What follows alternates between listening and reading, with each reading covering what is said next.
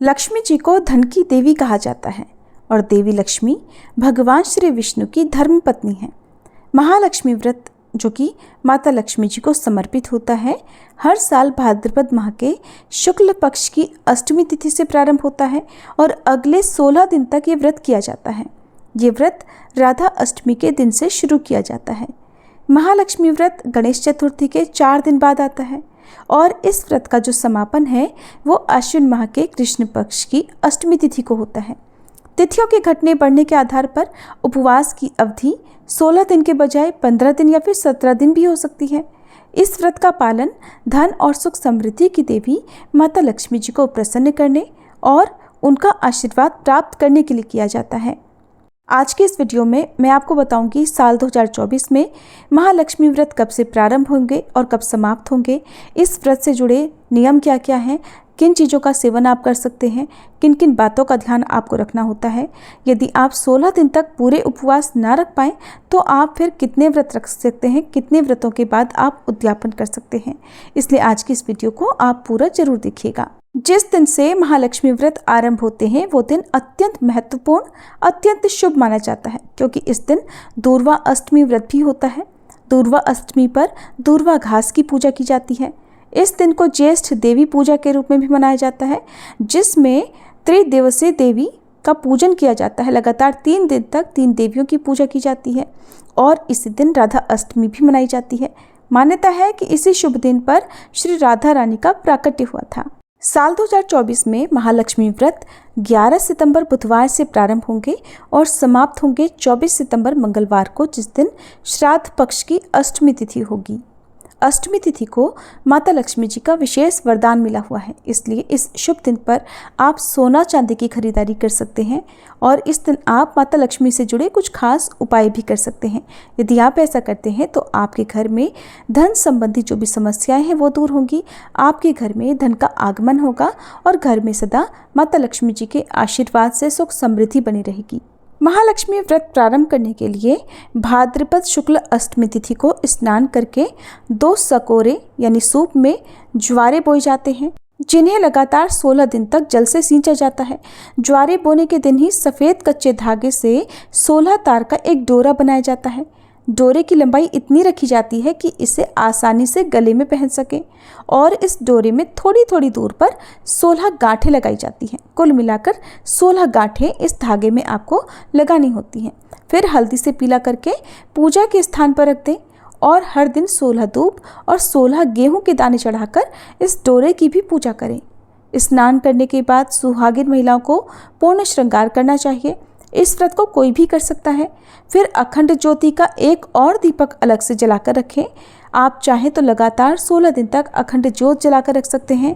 यदि 16 दिन तक लगातार ना जला सके तो 24 घंटे तक भी जला सकते हैं। ध्यान रखें कि अखंड ज्योत यदि आप जला रहे हैं तो आपको पूजा करने के लिए, आरती करने के लिए एक दीपक अलग से जलाकर रखना होगा। अखंड ज्योत वाले दीपक को आपको अपनी जगह से बार बार नहीं हिलाना चाहिए। इस दिन मिट्टी का एक हाथी बनाएं या फिर कुम्हार से बनवा सकते हैं, जिन पर माता लक्ष्मी जी विराजमान हो, यानी माता लक्ष्मी जी की मूर्ति बैठी हुई हो। शाम के समय माता लक्ष्मी जी की विशेष पूजा अर्चना की जाती है। सुबह के समय आप हाथ में जल और पुष्प लेकर व्रत रखने का संकल्प ले सकते हैं। वैसे तो लगातार 16 दिन तक व्रत रखे जाते हैं, लेकिन जिनकी सामर्थ्य लगातार 16 दिन तक रखने की ना हो वो अंतिम 3 दिन या आखिरी के 5 दिन भी उपवास रख सकते हैं और फिर अंतिम दिन जिस दिन महालक्ष्मी व्रत समाप्त होते हैं उस दिन उद्यापन किया जाता है, क्योंकि इस व्रत में 16 दिन तक अन्न का सेवन नहीं किया जाता है, नमक का सेवन नहीं किया जाता है। ऐसे में हो सकता है ये व्रत आपके लिए बहुत ज़्यादा कठिन हो, आप लगातार बिना अन्न या नमक के ना रह सकते हो, तो ऐसे में आप कम दिनों के लिए भी उपवास रख सकते हैं।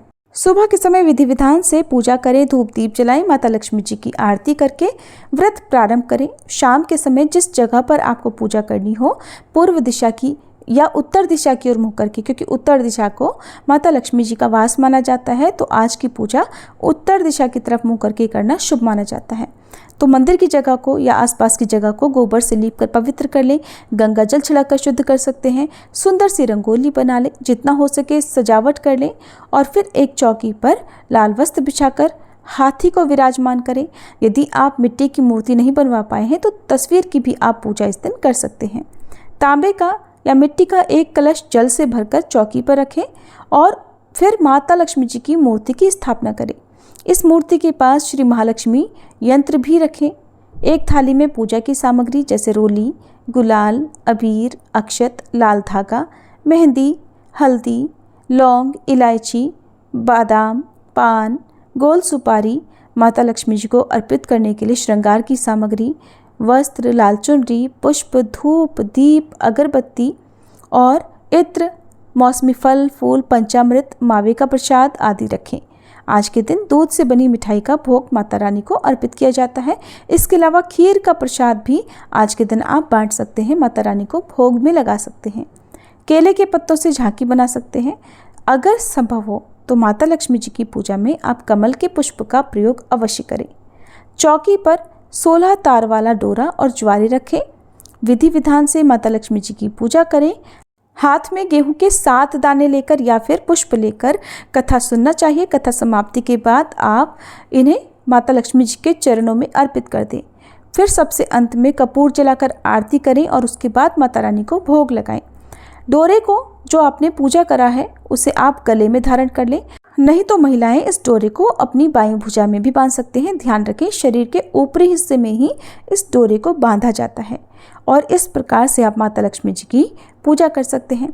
जो कलश की स्थापना आपने की हुई है उसे, यदि आपने मिट्टी का कलश रखा हुआ है तो आप लगातार 16 दिन तक उस कलश को रखकर उसकी पूजा कर सकते हैं। और नियम तो ऐसा है कि यदि आपने लगातार 16 दिन के उपवास रखने का संकल्प लिया है या जितने भी आपने संकल्प लिए हैं, अगर आपने पहला व्रत रखा है तो आपको चौकी अंतिम दिन ही यानी विसर्जन वाले दिन ही, जिस दिन आप उद्यापन करते हैं उसी दिन हटानी चाहिए। उससे पहले बीच में चौकी नहीं हटानी चाहिए। लेकिन कुछ लोगों के पास जगह का अभाव होता है, क्योंकि पूजा पाठ की जगह पर शुद्धता बनाए रखना जरूरी होता है। यदि आपके पास इस तरह का अभाव हो, आप पूजा सही से ना कर पाएँ और इतने दिन तक नियम का पालन ना कर पाएँ, तो आप फिर जिस दिन व्रत रखना हो उस दिन दोबारा से चौकी की स्थापना कर सकते हैं। यदि आपने अखंड ज्योत जलाई है, 16 दिन का संकल्प लिया है, तो आपको विधि विधान से, बहुत ध्यान से, सावधानी से अखंड ज्योत जलाकर रखनी चाहिए। और यदि आपने केवल 24 घंटे तक जलाने का संकल्प लिया है तो आप अगले दिन सूर्योदय होने पर जब पूजा करेंगे तो उसके बाद उस ज्योत में, उस दीप में आप तेल या घी न डालें, उसे अपने आप ही शांत होने दें। इस प्रकार से आप महालक्ष्मी जी की पूजा कर सकते हैं। अब आपको जानना है कि उद्यापन कैसे किया जाता है। तो पहले दिन हाथ में बांधे गए 16 गांठ वाले रक्षा सूत्र या डोरे को खोलकर आपको अंतिम दिन नदी या सरोवर में विसर्जित कर देना होता है। यहाँ पर एक बात का ध्यान आपको रखना है कि अगर आप श्री राधाष्टमी के दिन से यानी महालक्ष्मी व्रत के पहले दिन से व्रत प्रारंभ नहीं कर पाए हैं तो आप फिर इन 16 दिनों में जिस दिन भी व्रत करने में सक्षम हो उसी दिन आप कलश की चौकी की स्थापना करें, उसी दिन माता लक्ष्मी जी की मूर्ति की स्थापना करें और उसी दिन आप डोरे की पूजा करके उस डोरे को धारण कर लें। ऐसा अनिवार्य नहीं है कि आप व्रत रखने में सक्षम नहीं हैं और तब भी आपने पहले दिन ही चौकी की स्थापना कर ली या डोरा पहले दिन से ही गले में या हाथ में धारण कर लिया। जिस दिन भी आप पहला व्रत रखते हैं उस दिन ही आपको ये सारे नियम करने चाहिए और जिस दिन आपने मूर्ति की स्थापना की है फिर उसको आपको अंतिम दिन ही चौकी से हटाना चाहिए, जिसको हम विसर्जन करना कहते हैं। अब ध्यान रखना है कि महालक्ष्मी व्रत के समय आपको नमक वाला भोजन या किसी भी प्रकार का अशुद्ध भोजन जैसे मांसाहार, लहसुन, प्याज आदि खाने से बचना है। आमतौर पर ये जो व्रत होता है ये महाराष्ट्र में किया जाता है, लेकिन इस व्रत को पूरी श्रद्धा से संपन्न करने से माता लक्ष्मी अपने सभी भक्तों को सुख और संपत्ति का आशीर्वाद देती है और उस परिवार में हमेशा खुशहाली और शांति बनी रहती है। वैसे तो ये व्रत 16 दिनों का होता है, लेकिन अगर आप 16 दिन तक व्रत नहीं रख सकें तो पहले 8वें या फिर अंतिम दिन उपवास रखकर भी आप माता लक्ष्मी जी की कृपा प्राप्त कर सकते हैं। साथ ही साथ आप इन 16 दिनों में नियमित रूप से माता लक्ष्मी जी की पूजा सुबह और शाम करते रहें और हर दिन नियम से महालक्ष्मी व्रत की कथा का श्रवण करते रहें। सुख शांति पाने की इच्छा रखने वाले भक्त महालक्ष्मी व्रत के दिनों में दान पुण्य अवश्य करें। व्रत रखने वाली महिलाओं को हर दिन नियम से श्री अष्टलक्ष्मी स्तोत्रम का पाठ पढ़ना या सुनना चाहिए। इस स्तोत्र का पाठ करने से माता लक्ष्मी जी की कृपा बनी रहती है, साथ ही सुख और सौभाग्य में भी वृद्धि होती है। आज के दिन माता लक्ष्मी जी की पूजा करने के बाद दूर्वा की गांठ बनाकर आपने मंदिर में जो कलश रखा है अलग से, जिससे आपने माता लक्ष्मी जी की मूर्ति को स्नान कराया है, जल छिड़का है, उसी जल में आपको दूर्वा की गांठ डुबोनी चाहिए और फिर घर के सभी सदस्यों और कमरों में इसका छिड़काव करना चाहिए। इससे एक तो दरिद्रता से मुक्ति मिलती है, घर में जितनी भी नकारात्मकता होती है वो सभी दूर हो जाती है। कहा जाता है कि इस व्रत को करने से खोया हुआ धन, राजपाट, सुख समृद्धि, संपत्ति या सम्मान पुनः प्राप्त हो जाता है। इससे जुड़ी एक कथा के अनुसार जब पांडव चौपड़ में अपना सब कुछ हार गए थे, तब श्री कृष्ण ने उन्हें महालक्ष्मी व्रत का अनुष्ठान करने के लिए कहा था और इस व्रत के पुण्य प्रताप से पांडवों को अपना खोया हुआ राजपाट पुनः प्राप्त हो गया था। इस बार साल 2024 में महालक्ष्मी व्रत 16 दिनों के न होकर केवल 14 दिनों के होंगे। तिथियों के घटने बढ़ने के कारण इस बार ऐसा होगा।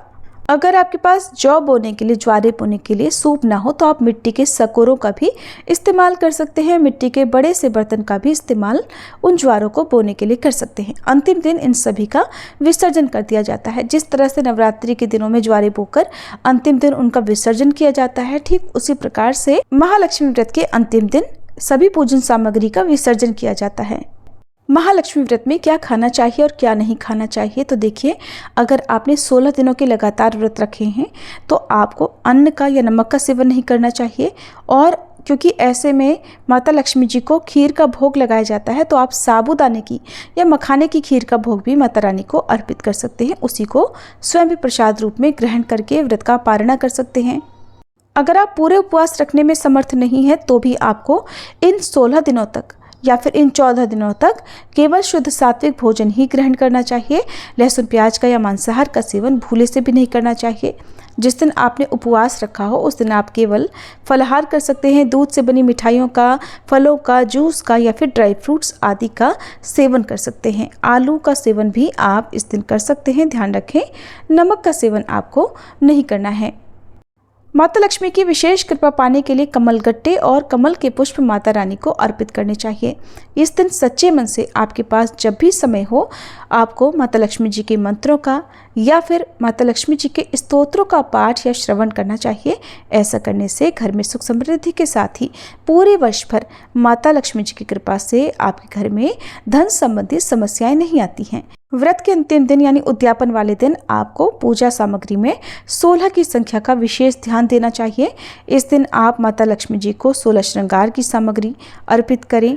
अंतिम दिन व्रत का संकल्प पूर्ण किया जाता है। व्रत पूरा होने के बाद एक सुंदर मंडप बनाया जाता है।